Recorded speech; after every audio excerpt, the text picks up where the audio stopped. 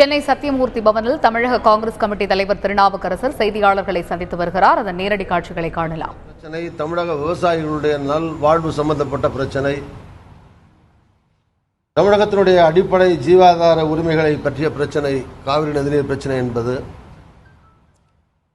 இது கூட்டணிக்காகவோ தேர்தலுக்காகவோ கூட்டப்படுகிற கூட்டம் அல்ல.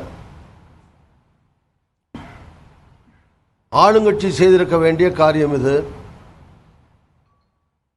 ஆளுங்கட்சி அனைத்து கட்சி தலைவர்களையும் அழைக்க வேண்டும், கூட்டி பேச வேண்டும், தீர்மானங்கள் நிறைவேற்ற வேண்டும், டெல்லிக்கு செல்ல வேண்டும், பிரதமரை சந்திக்க வேண்டும், பிரதமரிடத்திலே வலியுறுத்த வேண்டும் என்று எல்லா கட்சிகளும் வேண்டுகோள் விடுத்தார்கள்.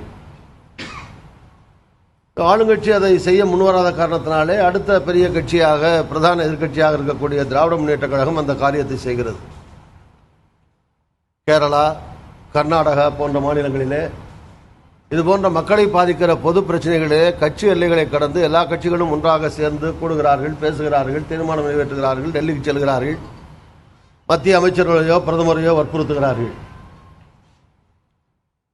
அதுபோன்ற ஒரு நிலை தமிழ்நாட்டிலேயும் ஏற்பட வேண்டும். கட்சி எல்லைகளை கடந்து தமிழ்நாட்டினுடைய நலன் கருதி, நான் ஏற்கனவே குறிப்பிட்டதைப் போல இந்த கூட்டம் கூட்டணிக்காக ஏற்படுத்தப்படுகிற நடக்கப் போகிற கூட்டம் அல்ல.